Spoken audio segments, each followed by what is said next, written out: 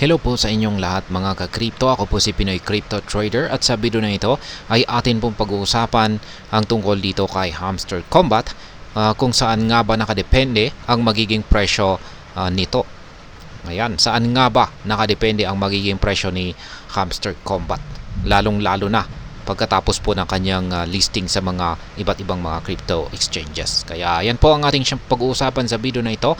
Pero bago po tayo magpatuloy ay nais ko lamang po munang bigyang linaw ang aking disclaimer kung saan ang nilalaman po ng video na ito ay hindi po ito isang financial advice. For education and information purposes lamang po ang layunin nito. At ayan, masasabi ko po rito ay hindi po simple yung katanungan na ito. Medyo komplikado po ito kasi nakadepende po ang magiging presyo ni Hamster Combat, ang token ni Hamster Combat sa iba't ibang mga factors or mga bagay. Pero gagawin po natin ito sa lahat po ng ating makakaya ay gagawin po nating simple ang pagpapaliwanag dito. At masasabi ko pong meron po tayong tatlo na malalaking bagay dito na kung saan nakabase or nakadepende ang magiging presyo ni Hamster Combat. At yan po ay ang kanyang market demand at saka ang kanyang supply, ang kanyang token utility, ang player engagement nito at ang community sentiment po nito, mga developments, updates nito at syempre yung kanyang yung general crypto market trends.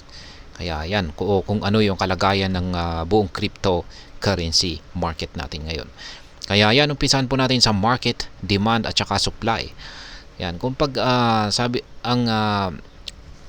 may market demand itong si Hamster Combat at yan po, kung may market demand ay syempre maraming bumibili nito or maraming nagkaka-interest na mga investor ang gustong mag-hold nito.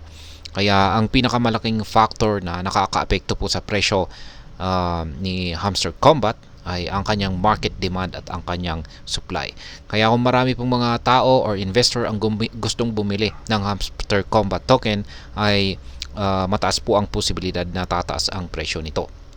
Pero sa kabilang banda, kung marami po talaga ang magbebentahan ngayon, lalong-lalo na pagkatapos po ng listing, at yung mas malala pa rito ay kung kaunti po ang gustong bumili ng Hamster Combat token, ay syempre mataas po ang posibilidad na babagsak ang kanyang presyo.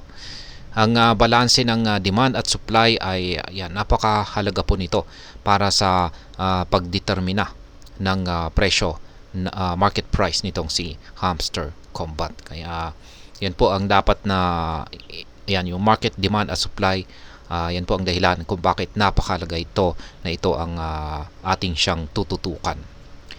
Kaya yan, yung sunod naman ay yung utility ni Hamster Combat, kung magkakaroon siya ng magandang utility or gamit. Kaya ayan, kung marami pong mga use cases or kung magkakaroon po ng ibang mga use cases itong si Hamster Combat ay ayan, mas lalong magdudulot po ito ng mataas na kanyang demand. Yan, bilang halimbawa ay kung ang token na ito ay gagamitin para sa mga in-game purchases, staking, ayan. Kanina lamang po ay na-content natin na pwede po siyang i-stake. Yan, at gamitin na rin ito para makapag-participate sa mga special events. Ay ayan, kung pag ganyan po yung magiging utility ni Hamster Combat token ay mas magiging valuable po ito.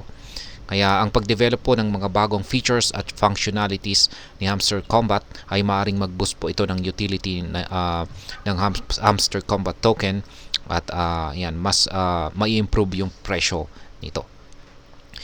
Yan, at yung player engagement naman, dito po talaga nagkakaroon ng issue ngayon. Ang engagement ng players dito po kay Hamster Combat ay direkta pong nakakaapekto sa presyo ng Hamster Combat token. Kung marami pong mga active players at mataas ang participation sa game ay tataas ang demand para sa tokens. Ang mga events, tournaments at mga daily challenges ay maaaring mag-encourage ng higher engagement na magre-resulta sa pagtaas ng presyo ng token.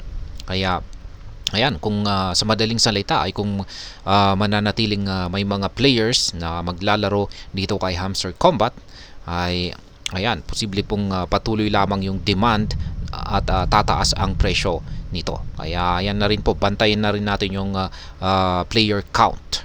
Yan, or bilang ng mga players dito kay Hamster Combat. Kasi yan na rin po yung isang basihan natin sa kung ano yung magiging presyo ni Hamster Combat. Yan, basta kung pag nakita natin na ito ay patuloy na nadadagdagan at hindi po nababawasan ng hindi gaanong marami yung na ibabawas sa bilang nito, ay ayan, maganda pong sinyalis yan. At syempre yung general crypto market trends. Ayan, kung ang buong crypto market ay nagsisibagsakan, ay syempre mahahatak na rin po itong si Hamster Combat. Lalong-lalo na kung pag si Bitcoin ay bumabagsak. Kaya check na rin po ninyo yung mga technical analysis natin kay Bitcoin. Kasi si Bitcoin po ang mother of all cryptocurrencies. Kung ano po yung kanyang kalagayan, kung bumabagsak siya, ay yan, bumabagsak na rin po ang buong crypto market. Kaya yan na rin po yung isang basihan natin dito kay Hamster Combat.